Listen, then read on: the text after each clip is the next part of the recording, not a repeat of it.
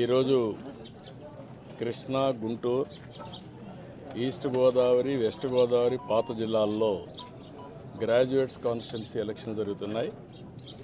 ఉత్తరాంధ్రలో ఎమ్మెల్సీ ఎన్నికలు జరుగుతున్నాయి. అది కూడా టీచర్స్ కాన్స్టిట్యున్సీకి.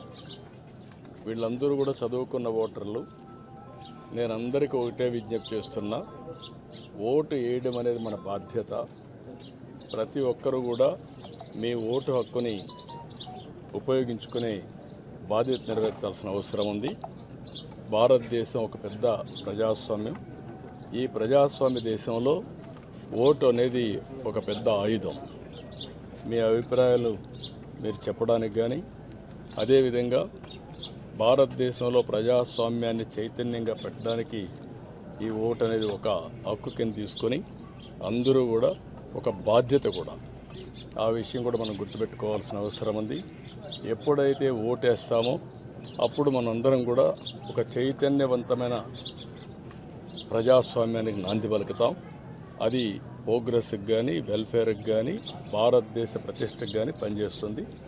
ఈ ఓటు హక్కు అనేది ప్రతి ఒక్కరూ ఉపయోగించుకోవాల్సిందిగా ప్రతి ఒక్కరికి విజ్ఞప్తి చేస్తున్నాం.